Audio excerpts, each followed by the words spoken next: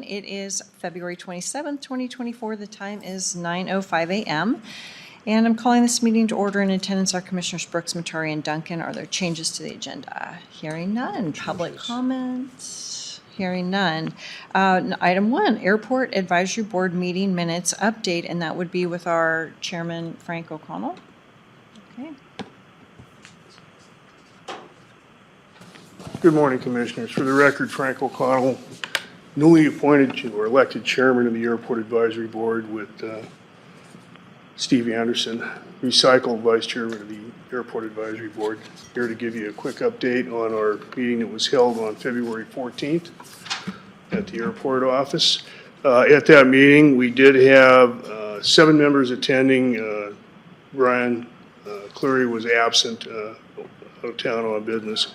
And we're still waiting on the appointment for the person from the city of Hayden, which I understand is before you at this point in time. Very quickly, we had to initiate the meeting.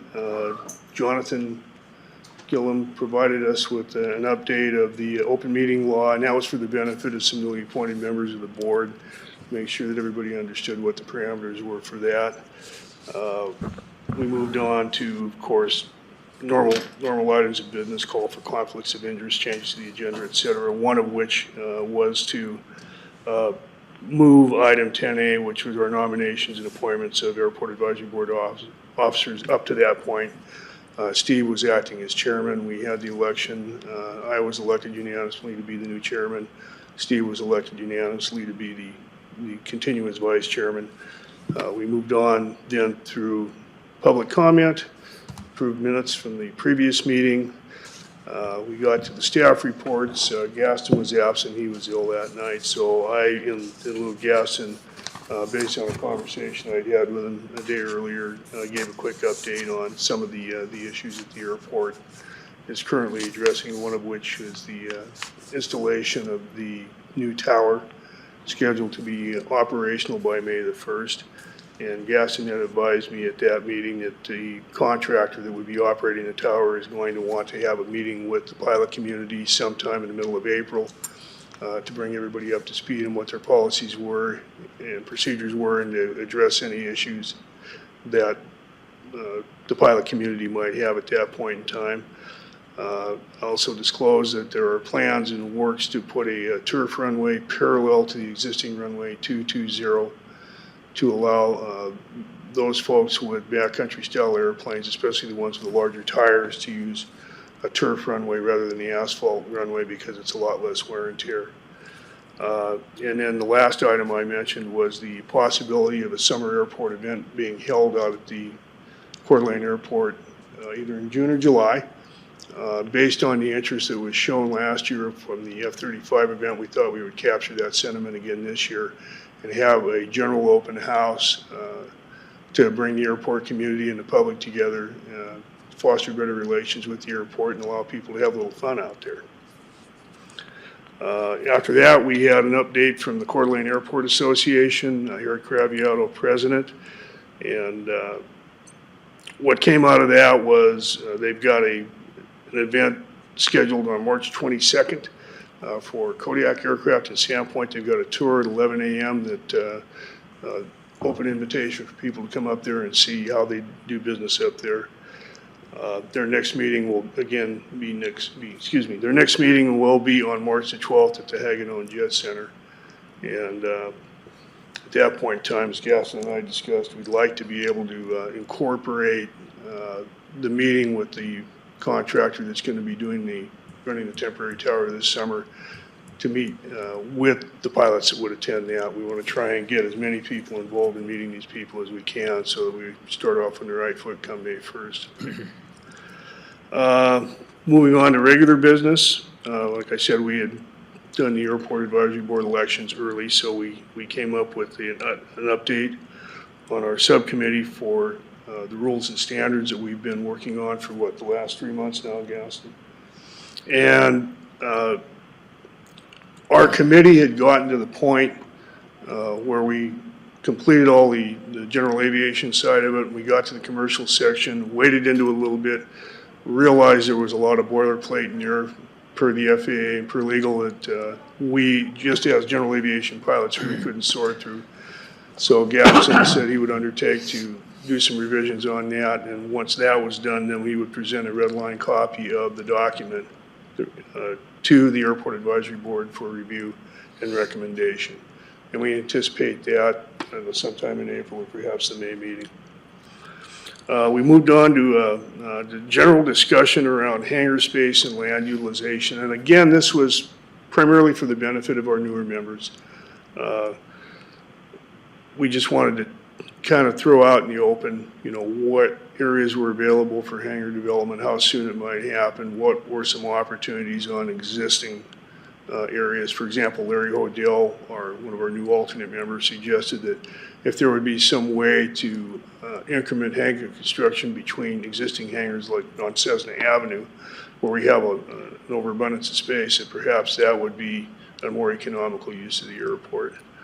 And everybody, stacked hands on that for future consideration. But, certainly there's a lot of opportunities there down the Delta 3 taxiway property on the other side of the airport way, adjacent to the gun club area by the Transtector hangar. And it was just an idea of making everybody aware, that A, we do need hangar space, and B, there are some existing opportunities that we want to take a look at. And we're moving forward with Gaston on that. He's fully aware. We had a conversation with Dick Rutan. Dick didn't make our first meeting in January. He made our second meeting here, and Dick did a bit of a self-introduction to explain his background, especially his involvement with the Mojave Airport, and how they had transformed that from a dusty little backwater airport into a modern space center. They've launched spacecraft from there. And with that, he had a lot of suggestions on ideas that we could do to improve the airport, such as reestablishing a restaurant there. And I did suggest to him, I said, we are going to be looking at updating the airport master plan this year anyway, so we should incorporate that into that discussion when we get to that point. And so while we agreed to have that as an agenda item on the next meeting, I suggested with Gaston yesterday that he could provide an update to the entire Airport Advisory Board as to what the anticipated schedule would be for that as we progress through the year, which I don't think is going to be any earlier than this spring. And what the Airport Advisory Board's role would be. I think there's been a little confusion as to exactly, what our role is, whether we take a lead or we're just an auxiliary. So Gaston's going to flesh that out for everyone. One other thing, just as a side item, last meeting, Bruce had requested some changes to that complaints policy resolution, which we have incorporated. Steve has incorporated that with Brian Cleary's help, and I had submitted that document back through Jonathan here this last week for your consideration. So you should have that in your possession, and Steve would be happy to answer any additional questions you might have on that if you had opportunity to review an R at that point. And with that, we open for public comment, which we really didn't have any, and then we close the meeting. Okay, great. Questions? No questions, just good job. No questions. Okay. No questions, thanks. Anything to add, Gaston? Okay, I have a couple. Talking about the airport layout plan and all that, there was a lot of talk previously about a flight viewing area, like a picnic table and, a place where people could pull off the side of the road and just watch things. Is that still? I believe, go ahead. Oh, excuse me. We have added that. It's really the only agenda item I've got for the next meeting. Harry Craviotto suggested that. The Coeur d'Alene Airport Association had spent a lot of time in previous years with that idea, to the point they had plans drawn up. We had at one point a site for it, which was adjacent to the large ramp on the north end. And with everything that happened over the last few years, it just kind of fell by the wayside. But Harry said, we still have this idea of where we'd like to do this. And talking to Gaston yesterday, I said, I'm going to put this on there as an agenda item. And he's going to talk about some ideas he has for that. So it's certainly not dead, it's just been put on the back burner. It's a very fluid situation at the airport right now. I think everybody in Coeur d'Alene needs to realize that there's a lot of changes in the wind. And what we thought we might do a few years ago is certainly changed. We think we can improve on that, but I'm gonna let Gaston address that. Yeah, so we're going to visit that at the next meeting. I have some ideas about public space areas that, you know, could be like a small viewing deck with like a park, possibly a aviation campground. That was something that I had built at our other airport, and it was very beneficial. A lot of pilots actually just want to come in and camp right next to their airplane and then move on after they get fuel and stuff. So just looking at some different ideas and locations, we could incorporate something like that at the airport. So we'll kind of flesh that out in the future. Okay, great. I'd like to add something in that, you know, we talked about having a campground. That's something getting to be kind of a ubiquitous feature with a lot of these western airports. Backcountry flying, especially in Idaho, Washington, Montana, Wyoming area has become hugely popular. It draws people in from all over the country. And so you go down to Belgrade, Montana, where that Bozeman International, which now is the busiest airport in the state of Montana. And it is fully TSA-controlled airport, scheduled air service in and out, really on the scale, I would say, probably of Spokane International. And they actually have a general aviation campground on theirs. McCall, I believe, has that as well. And you're starting to see them come up because there's pretty strong industry for backcountry flying. Cub crafters in Yakima, Washington had recently gone public. And they're selling airplanes, you know, for base price with no panel in them, for $350,000 on up. And they have a waiting list going out several years. So we're certainly seeing a growth in this, and Coeur d'Alene being located where it is, it would certainly be an opportunity to draw in, you know, additional economic impact to the area. So I know I talked to Gaston about this before, and it was always a question of where can you do it and how can you do it. And I'm glad to see it's back on the table. And, you know, if we could do something that in conjunction with, you know, a public viewing stand, I think it would be a real positive enhancement to the airport. Okay, great, thank you. As far as the complaint policy, are we ready to approve that in a business meeting? I think so. I mean, the big issue is just making sure that the BOCC has the final say on that, and that they can, you know, further negotiate. The intent of this whole process is to try to find a equitable way to resolve differences between tenants, typically, and the airport, which I don't think we had before. At least something that was more formalized. So, do you gentlemen agree that this accomplishes that?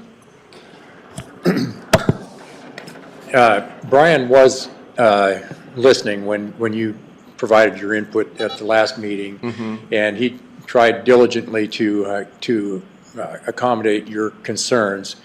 And I do think that it does, but it's our understanding that that the airport folks will take this, if you like this, that they'll take it and modify it to be their own policy, not because we're advising that this is something that would work, that it's not final until they finalize it or you finalize it. Okay, so, well, then we should clarify that. Is the airport going to modify this for adoption, or is the We're airport not looking okay to with modify adopting it? Yeah, we're okay in its current state. So, Okay, yeah. all right. You know, two of the principal changes that were made on it, number one, we felt like it was a little bogged down in semantics with the term stakeholders in there, because depending on who was reading it, it could be interpreted different ways, and we decided at the meeting, our last meeting, we should change that to complainant, and that makes it available to anyone dealing with the airport. Stakeholder implied that, well, if you've got a hangar out there, or you got a pilot's license, or you're flying, then here's what you do for complaints. The rest of it gets a little bit vague. We thought we'll change that to complainant, so that way anyone that's has any interaction with the airport, and I think a good example would be if somebody was trying to establish a business presence on the airport that did not have an existing facility there, and for whatever reason was dissatisfied with their interactions with the airport, and this would give them a process, a protocol that they could then follow, which would ultimately end up in your lap, to satisfy whatever complaint they might have, legitimate or not. And of course, the other thing was to make sure that ultimately whatever resolution had to be ratified by the BOCC for it to be effective. So we felt doing those two things would satisfy hopefully the concerns that you had, Bruce. Yes, if the airport likes it, I like it. I would agree, yeah. Okay, great. And shooting range update. Absolutely. So, not a lot of forward movement has happened. I think a lot of clarification has happened on a lot of different items. We are still moving forward with Idaho State Fish and Game to purchase the property. Excuse me. They're working through a list of, I would call them challenges and tasks that they are discovering are tied to the funding source that is being utilized for the purchase of the land. There's, I would say, I think there's some unknowns that when they originally acquired the money, they weren't as clear as far as the strings that might be attached to the money. It doesn't necessarily disqualify it from being used to purchase the property, but they are definitely challenges that we're going to have to work through, that honestly State Fish and Game are going to have to work through.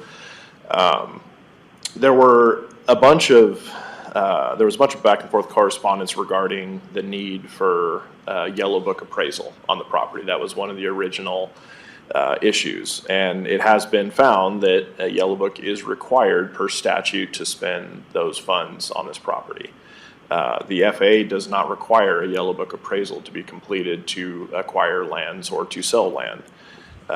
So that is a requirement on Fish and Game. That is not with us. So a Yellow Book is over and above what would be required by the FAA to settle a sale. Go ahead. Can you just explain a Yellow Book appraisal for those Sure. watching? A Yellow Book is guided by federal statute, essentially. So they don't take special considerations with existing conditions, uses, contaminations, anything like that. It's guided by statute. So it's one of the most strict appraisals that you can get. That's why the feds use it a lot on a lot of their funding. So it's like by statute, it has to be valued at the highest and best use for the property. So essentially, an appraiser wouldn't take into consideration that a gun club currently occupies it. They're going to look and say, in the middle of Hayden, Idaho, what is the best use for 50 acres right here? Is it for condos, apartments, houses, whatever that is, or a park? They'll take all that into consideration. So it takes a little bit longer. It takes 30 to 60 days to complete a Yellow Book appraisal. But in a sense, for the appraiser, it's a little bit easier because it's very regulated. They just go down the checkbox, they follow the statutes, and at the end, they have the appraisal on that property for this specific parcel. So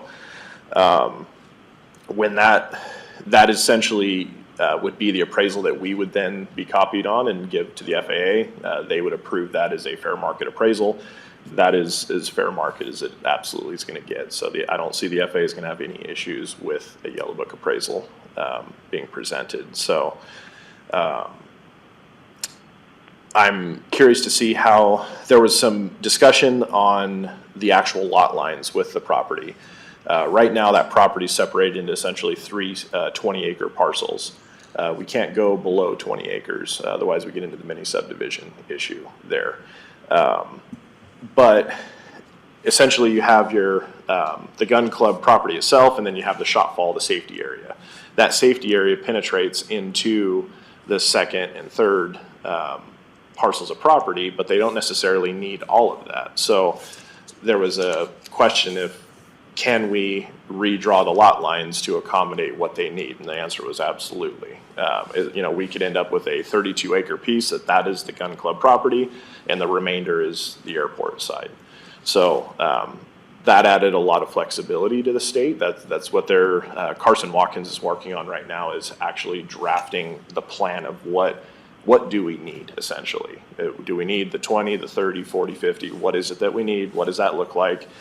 And draw the lines to encompass that and have that lot appraised, essentially. So that really helped them. There's different things that were brought up, like sound studies that would have to be done for the use, for these funds to be used on a gun club. You'd have to conduct a sound study in that area. I'm gaining further clarification from Kathleen Trevor on what that actually entails for the surrounding neighborhoods there. We're working through the existing condition of clay pigeons and lead on the property. Does that have to be mitigated before the funds can be used on it? So just working through a few different items with that. A lot of these, as far as the county and the airport is concerned, we really don't have any issues that we're working through. One of the biggest ones was what appraisal is going to be presented to the FAA. All the FAA is concerned about is a fair market value for the property as it sits. So as long as that is checked, a lot of these are things that Fish and Game are going to have to work through, and I know Kathleen's working on that. I have also been working on a second option. I like to have plan B, C, and D loaded up just in case anything was to happen with the sale of the property. I presented the FAA compliance officer, Peter Doyle, with a proposal that would essentially, it would be another lease that we could enter into with the gun club. It was actually modeled after Walla Walla Airport. They have a skeet and trap club on their airport that they lease. The lease is actually very well written. It would be one that would be an excellent boilerplate for us to start if we were to go down that road. Peter's concern originally was that the current lease with the gun club is not for fair market value. So essentially, I took the actual improvements that are on the property, put those at our non-aviation commercial rate, and then the remainder of the property that they would require would be leased at the dry agricultural, the state land. Essentially, it's around $65 an acre. So basically having a baseline that is a fair market baseline. It's not something that we just pulled out of thin air. It's not overcharging on that. And in speaking with the gun club, it's definitely something that they would entertain. So I haven't heard back from the FAA on that. As soon as I do, I will report back to you guys on where they stand with that. He could come back and say, no, the occupied square footage needs to be at your non-aviation rate, or they could be amenable to something like this. So that's a good backup plan to have loaded up for us. So